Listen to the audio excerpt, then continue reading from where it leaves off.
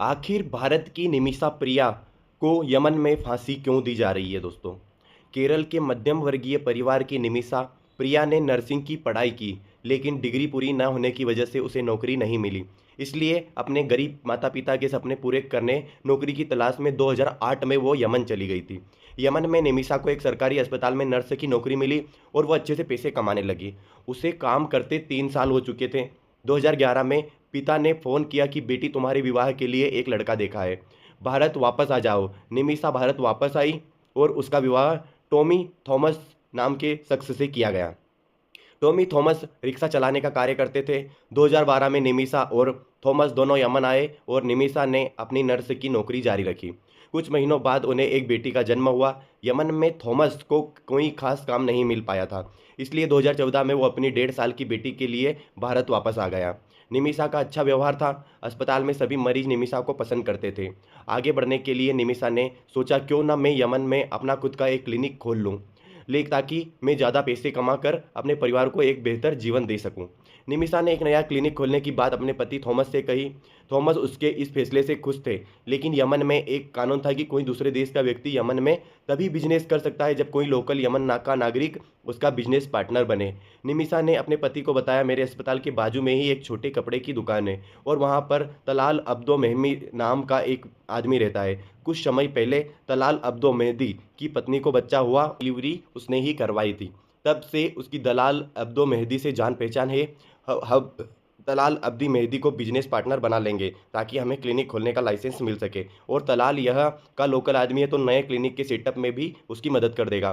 पति थॉमस ने कहा ठीक है। निमिषा ने अपने अस्पताल में जब बताया कि वो अपना खुद का क्लिनिक खोलना चाहती है तो डॉक्टर निमिषा पर भड़क गए कि सारा काम यहाँ सीख कर अब तुम तो हमारे ही पेट पर लात मारने का काम कर रही हो। लेकिन निमिषा और डॉक्टरों में एक समझौता हुआ और निमिषा ने अपने नए क्लिनिक का 33% शेयर उन डॉक्टरों को देने का फैसला किया।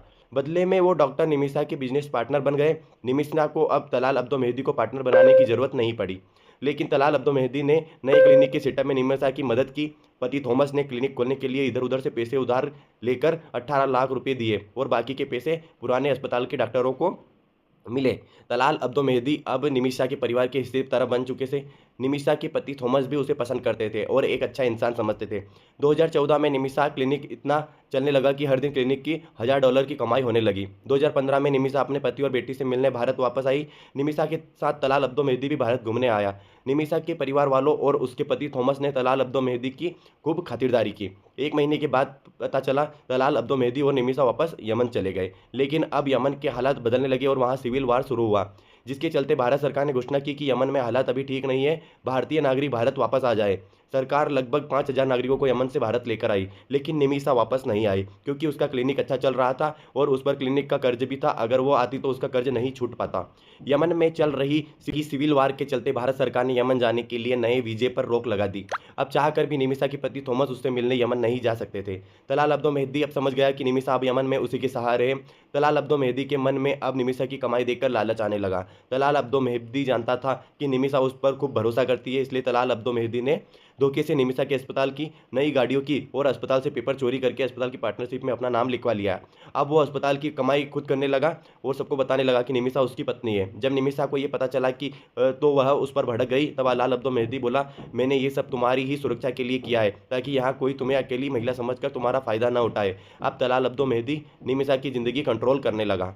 अस्पताल में सबको लगने लगा कि तलाल अब्दो मेहदी की निमिषा का पति है। तलाल अब्दो मेहदी की नज़र पहले से ही निमिषा पर थी, इसलिए अब वो निमिषा के साथ भारत उसके घर गया।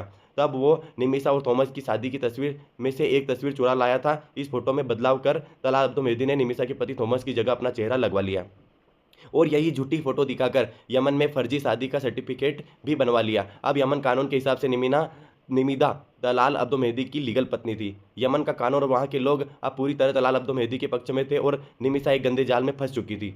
2016 में वो निमिषा को सबके सामने मारने लगा। तंग आकर निमिषा पुलिस स्टेशन रिपोर्ट लिखवाने गई, लेकिन अशांति फैलने के कारण जुर्म में पुलिस ने निमिषा और तलाल अब्दो मेहदी दोनों को ही 6 दिन के लिए जेल में बंद कर दिया। तलाल अब्दो मेहदी ने शादी का वही झूठा सर्टिफिकेट कोर्ट के सामने पेश कर दिया और कि वह दोनों पति पत्नी हैं, और कोर्ट ने बिना किसी जांच के सर्टिफिकेट स्वीकार भी कर लिया। दोनों जेल से रिहा हुए, लेकिन तलाल अब्दो मेहदी अब बहुत खुश था कि कोर्ट कोर्ट ने उसका फर्जी सर्टिफिकेट स्वीकार कर लिया। तलाल अब्दो की कोर्ट ने उसका फर्जी सर्टिफिकेट स्वीकार कर लिया। तलाल अब्दो मेहदी की हिम्मत बढ़ी और वो अब नशे में निमिषा के घर जाने लगा, उसे मारता पीटता और ज़बरदस्ती उसके साथ शारीरिक संबंध बनाने की कोशिश करता। कभी कभी वो अपने कई दोस्तों के साथ निमिषा के पास जाता और उन सभी से शारीरिक संबंध बनाने को कहता और निमिषा के मना करने पर बेरहमी से उसे मारता।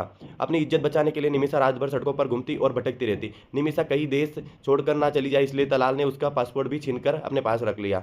तलाल निमिषा के सिम कार्ड भी तोड़ देता ताकि वो अपने घर पर खबर ना बता पाए। निमिषा जान चुकी थी कि उसका पति भी उसकी मदद नहीं कर सकता। निमिषा समझ गई कि उसे नर्क से भी तभी छुटकारा मिलेगा जब वो यमन छोड़कर भारत वापस चली जाए। लेकिन तलाल अब्दो मेहदी उसका पासपोर्ट देने को राजी नहीं था। निमिषा के क्लिनिक पर अक्सर एक जेल का वार्डन इलाज किया करता था। उसने निमिषा की परिस्थिति को देखते हुए उसे आइडिया दिया कि वो मौका देखकर तलाल अब्दो मेहदी को बेहोश कर दे। बेहोशी की हालत में उसे ऐसी जगह लेकर जाऊंगा जहां उससे उगलवा लूंगा कि तुम्हारा पासपोर्ट कहाँ है। एक दिन तलाल अब्दो मेहदी नशे की हालत में निमिषा के घर गया। निमिषा ने उसे बेहोशी का इंजेक्शन दिया, लेकिन वो बेहोश नहीं हुआ। अगले दिन वो फिर आया। निमिषा ने उसे फिर से बेहोशी का इंजेक्शन लगाया और जमीन पर गिरकर जोर जोर से चिल्लाने लगा और शांत हो गया। निमिषा ने जब उसकी नाड़ी छूकर देखा कि वो मर चुका है, निमिषा डर गई क्योंकि उसे मारना नहीं चाहती थी। निमिषा ने अपनी दोस्त हन्नान को बुलाया। वो हन्नान ने जानती थी कि तलाल अब्दो मेहदी किस तरह उसे प्रताड़ित करता था। निमिषा और हन्नान ने तलाल अब्दो मेहदी को ठिकाने लगाने की सोची। हन्नान ने तलाल अब्दो मेहदी के शरीर के छोटे छोटे टुकड़े करके उसे एक बोरी में भरा और उसे पानी की टंकी में छुपा दिया। उसके बाद निमिषा और हन्नान दूसरे शहर में जा छुपे। टंकी में बदबू आने की वजह से पड़ोसियों ने शिकायत की और पुलिस को तलाल अब्दो मेहदी की लाश में कई टुकड़े मिले। 25 जुलाई 2017 को यमन पुलिस ने दोनों को गिरफ्तार कर जेल भेज दिया। यमन कोर्ट ने निमिषा को अपने पक्ष रखने के लिए ना तो ज़्यादा लीगल सपोर्ट मिला, ना कोई ढंग का वकील मिला। निमिषा खुद ही अपना कहानी कोर्ट में बताई। निमिषा ने यह भी बताया कि तलाल अब्दो मेहदी ने मेरे पति की तस्वीर हटाकर अपनी फोटो लगवाई, पर कुछ सर्टिफिकेट पर भी मेरे ही पति थॉमस का ही नाम है।